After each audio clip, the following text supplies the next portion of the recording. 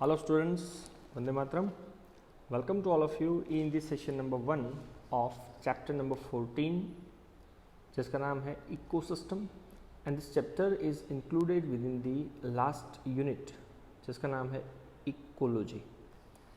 Environment की study करने वाली ब्रांच को बोला जाता है Ecology. प्रीवियस सेशंस के अंदर, प्रीवियस चैप्टर्स के अंदर इकोसिस्टम का डेफिनेशन हमने डिटेल में डिस्कस किया हुआ है. So first of all, we have to start it with the introductory part. So if you visualized an ecosystem, so an ecosystem can be visualized or considered as a functional unit of nature. अब nature भी आप यहाँ पे word use कर सकते हो और we can say that ecology. So ecology या तो nature का functional और structural unit ecosystem होगा. So when living organism are interact among themselves and also with the surrounding physical environment. So physical के लिए आप लोग word use कर सकते हो non living. So ecosystem मतलब क्या? So living organism एक दूसरे के साथ या तो सराउंडिंग एनवायरनमेंट के non living environment, non living factors के साथ इंटरेक्शंस करता है. नाउ इकोसिस्टम की जो साइज है are varies greatly in their size from small pond to large forest और सी. तो स्मॉलर पॉन्ड है वो भी एक इकोसिस्टम है, लार्ज फॉरेस्ट है, सी है, वो भी एक इकोसिस्टम. तो साइज अलग अलग हो सकती है. सो सबसे पहले इकोसिस्टम नाम का वर्ड देने वाला साइंटिस्ट A.G. टेंसले 1935.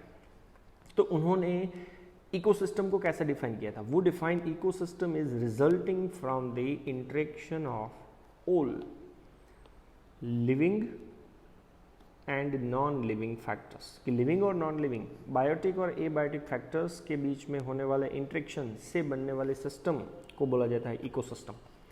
सो बायोटिक में कंसिडर कर सकते हैं प्लांट्स, एनिमल्स, माइक्रो ऑर्गेनिजम्स. एबायोटिक्स में water, air, soil, solar energy. तो इनके बीच में होने वाले इंटरेक्शन से बनने वाले सिस्टम को बोला जाता है इकोसिस्टम.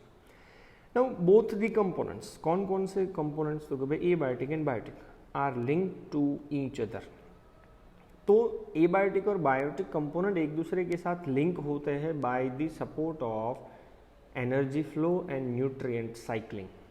सो दोनों एक दूसरे के साथ इंटरेक्शंस के टाइम पे जुड़े होते हैं. तो दोनों को जोड़ने के लिए जो दो फैक्टर रिस्पॉन्सिबल है, जिसमें एक आया एनर्जी का फ्लो और दूसरा होगा न्यूट्रिएंट की साइक्लिंग.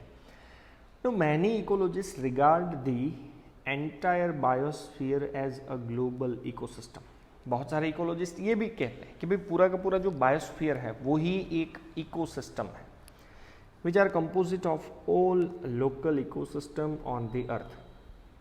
तो एंटायर बायोस्फीयर मतलब ग्लोबल इकोसिस्टम, लार्जेस्ट, सबसे बड़ा इकोसिस्टम है जो किससे बनता है? तो भाई अलग अलग लोकल इकोसिस्टम जितने भी अर्थ के ऊपर है सभी को एक दूसरे के साथ जोड़ दो तो वो बनेगा global ecosystem. Is considered as a biosphere.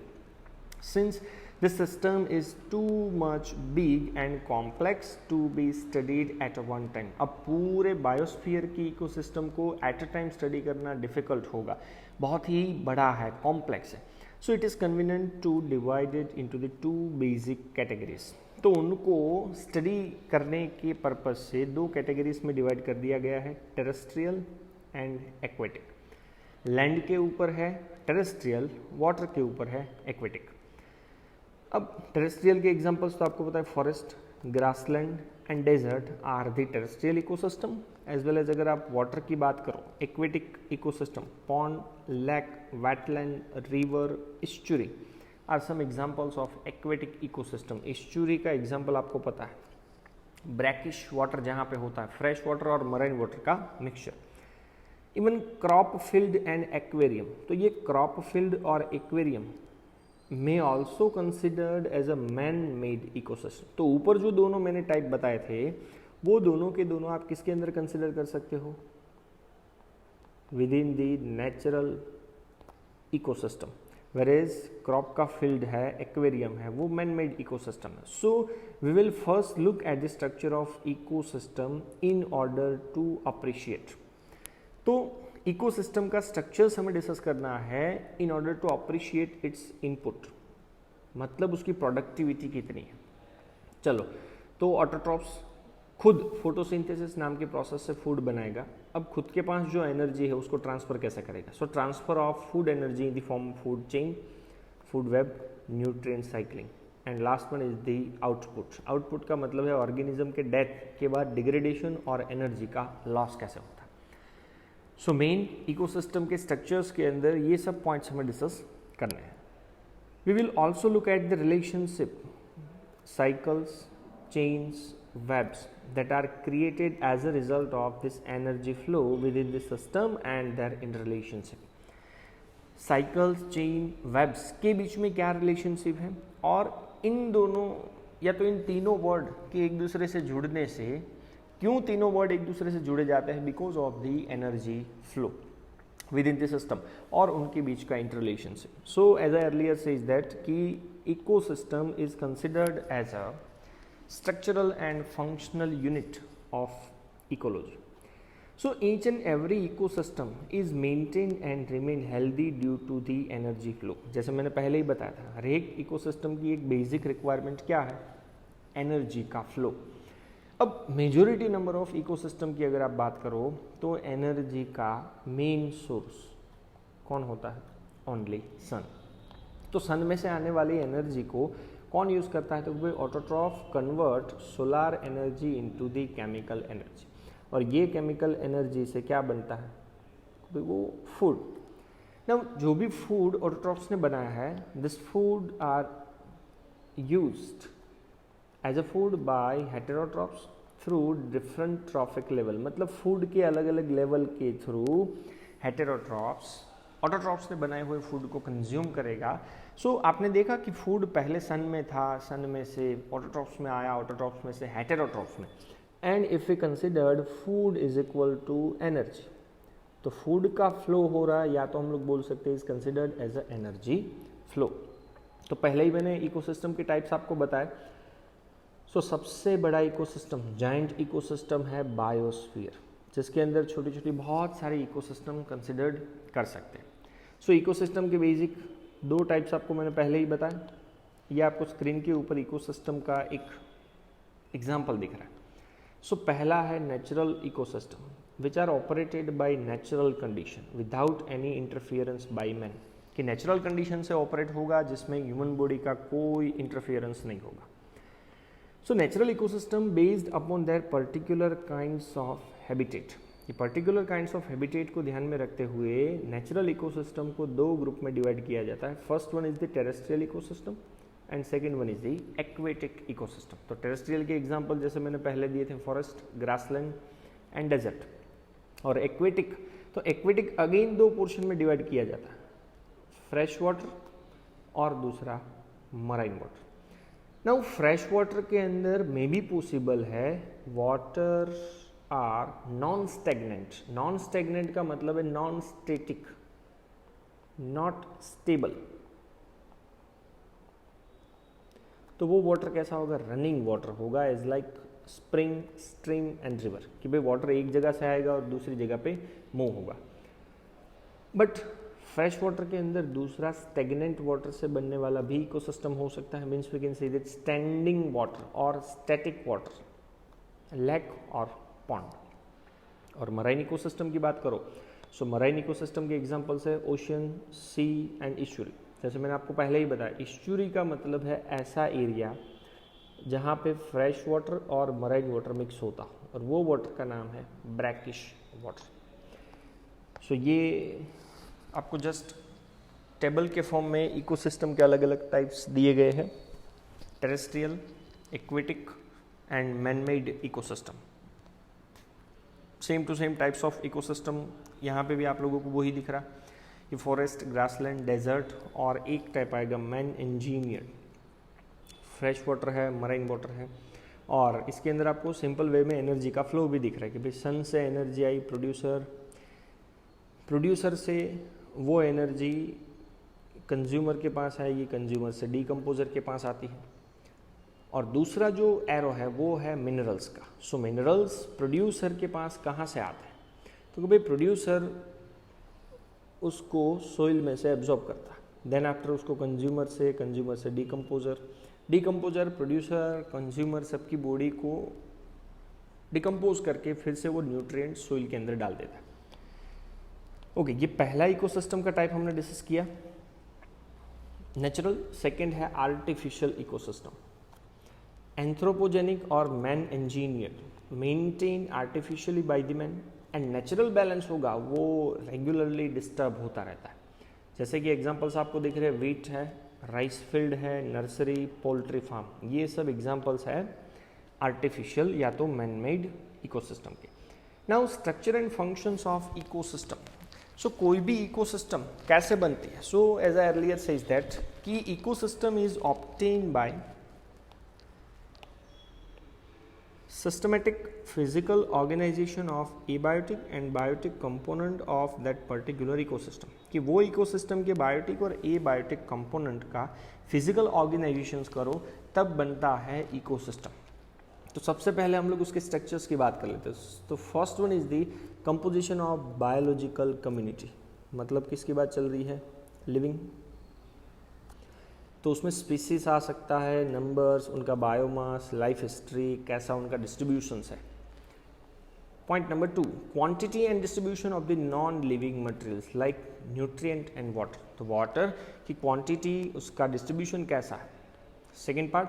And number 3, the range और gradient of condition of existence, कि भाई टेम्परेचर या तो लाइट की जो भी कंडीशंस है, न्यूट्रिएंट या तो वाटर का क्वांटिटी और डिस्ट्रीब्यूशन, और वहाँ का लिविंग ऑर्गेनिज्म, ये तीनों को अगर आप एक दूसरे के साथ जोड़ दो तो वो बनेगा इकोसिस्टम का complete structure. Next one, ecosystem का फंक्शंस क्या है? So function number 1, the rate of biological energy flow, की एनर्जी फ्लो, जो बायोलॉजिकल एनर्जी फ्लो है उसका मेंटेनेंस करना। सेकेंड वन, न्यूट्रिएंट का साइकिलिंग करना।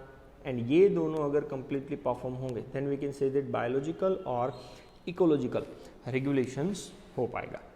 सो वन बाय वन डिटेल में स्ट्रक्चर्स आप लोगों को मैं एक समरी वाइज बता देता हूँ कि पहला मैंने लिया हुआ है एबायोटिक, नॉन लिविंग कंपोनेंट। तो नॉन लिविंग कंपोनेंट के अलग अलग पार्टीशन में फर्स्ट वन है इनऑर्गेनिक सब्सटेंस, जिसके दो अलग अलग टाइप्स होते हैं, आपको पता है। मैक्रोन्यूट्रिएंट्स, जिनकी क्वांटिटी ज़्यादा हो, carbon, hydrogen, oxygen, phosphorus, potassium, nitrogen, sulphur, magnesium, calcium. And as a micronutrients, जिनकी क्वांटिटी कम हो, मैंगनीज है, copper, molybdenum, boron, zinc, iron, chlorine, cobalt, nickel, vanadium. ये हुआ inorganic substance. Number 2, organic substances, proteins है, carbohydrate, lipid, nucleic acid. And number 3, environmental factors. तो environmental factors के अंदर एज अ क्लाइमेटिक फैक्टर्स अगर आप कंसिडर करो, so as a climatic factors में light, temperature, wind, precipitation and humidity. And as a edaphic factor में आप consider करो तो सोइल, वाटर एंड एयर। तो ये पूरा कंपोनेंट हो जाता है abiotic. Second most important component biotic, living component. अब लिविंग कंपोनेंट भी उनके फंक्शंस के बेसिस पे दो ग्रुप में डिवाइड किए जाते हैं। Number 1 is the autotrophic component. जो जितने भी ग्रीन प्लांट्स है, फोटोसिंथेटिक बैक्टीरियाज है, क्या काम है? लाइट एनर्जी को फिक्स करेंगे। कहाँ से मिलने वाली? सन में से। तो फिक्स की हुई लाइट एनर्जी का यूटिलाइजेशन होगा क्या करने के लिए? To build up complex substances from simple substances.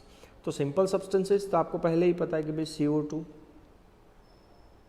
Water in the form of chlorophyll and night, क्या बनाएंगे ये लोग?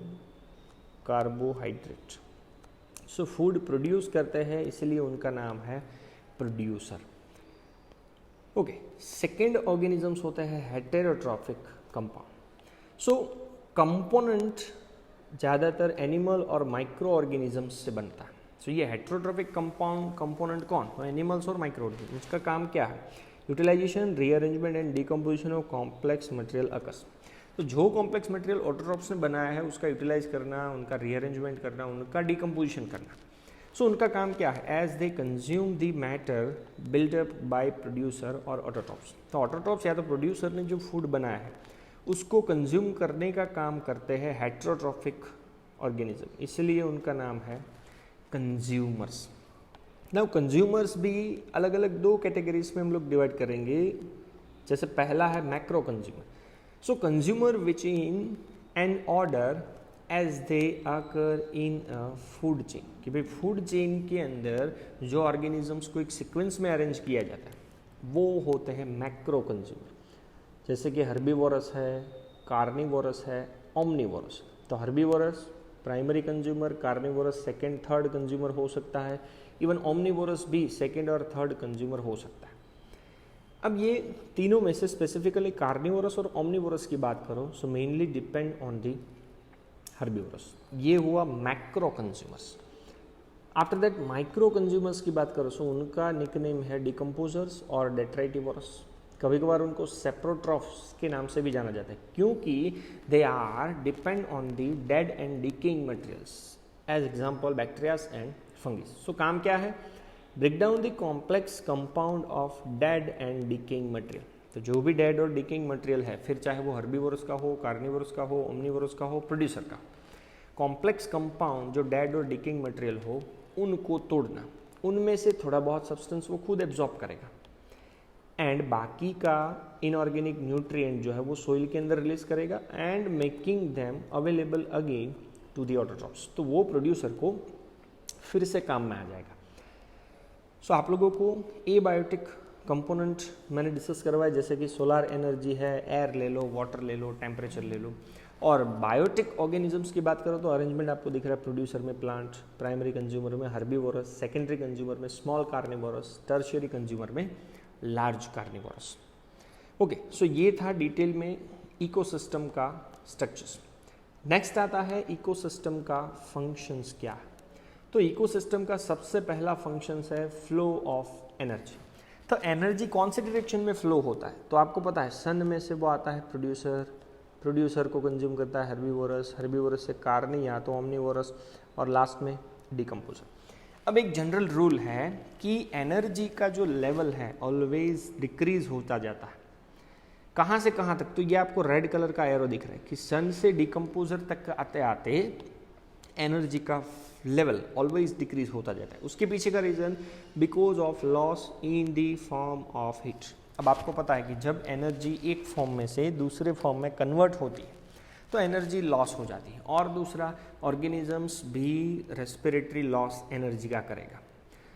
सो जो भी हीट एनर्जी लॉस हो गई है कैन नॉट बी रीयूज्ड। अब जो लॉस हो गई उसको रीयूज नहीं कर सकते। तो सन के पास आते आते डिकम्पोजर्स के पास जब भी एनर्जी आती है लगभग ना के बराबर होती है। So we can say that flow of energy is one way, unidirectional way में ही ये एनर्जी का फ्लो होता रहता है। यूनिडायरेक्शनल वे मतलब आपको याद रखना है सन से सीधा डिकम्पोजर, कभी भी उल्टी डायरेक्शन में एनर्जी मूव नहीं होगी। एंड सेकंड है बायोजियोकेमिकल साइक्लिंग ऑफ न्यूट्रिएंट, ये दूसरा फंक्शन। तो ये साइकिल कहाँ से स्टार्ट होती है? Cycle begins with the absorption of inorganic nutrient from soil by producer. तो प्रोड्यूसर इनऑर्गेनिक न्यूट्रिएंट को सोइल में से एब्जॉर्ब करेगा। प्रोड्यूसर को कौन खाएगा? कंज्यूमर। अब ये कंज्यूमर और प्रोड्यूसर की बॉडी जब डेथ होगी तो डिकम्पोजर क्या करेगा? उसको ब्रेक करके फिर से इनऑर्गेनिक सब्सटेंस कहाँ मिला देगा? सोइल के अंदर। फिर से वो कौन एब्जॉर्ब कर लेगा? प्रोड्यूसर। सो इस तरह से ये बायोजियोकेमिकल साइक्लिंग जो न्यूट्रिएंट का है वो कंटिन्यूसली चलता रहता है। इवन यहाँ पे भी आप लोगों को एक सिंपल एक्सप्लेनेशन दिख रहा है, तो वो एक्सप्लेनेशन के अंदर वही है कि सन से आने वाली एनर्जी प्रोड्यूसर, प्रोड्यूसर से कंज्यूमर, डिकम्पोजर। तो तीन अलग अलग कलर्स आपको दिख रहे हैं। तो भी पहले बात कर लेते हैं मैटर की, मतलब nutrients. So non living matter पहले एब्जॉर्ब करेगा प्रोड्यूसर, प्रोड्यूसर को खाएगा कंज्यूमर, कंज्यूमर से डिकम्पोजर, इवन प्रोड्यूसर को डिकम्पोज करने वाला डिकम्पोजर। तो ये साइकिल चलता रहता है। दूसरा एनर्जी ट्रांसफर, येलो कलर के जितने भी सिंबल है तो सन में से प्रोड्यूसर, प्रोड्यूसर में से कंज्यूमर, इवन प्रोड्यूसर में से सीधा डिकम्पोजर तक भी आ सकता है। और रेड लाइनिंग जितने भी है वो क्या डिस्क्राइब कर रहे हैं कि भाई हीट जो है या तो एनर्जी जो है वो हीट के फॉर्म में कंटिन्यूसली क्या होती रहती है? लॉस होती रहती है। So this all are related with the definition of ecosystem, their structure and functions. Thank you very much. Jai Hind.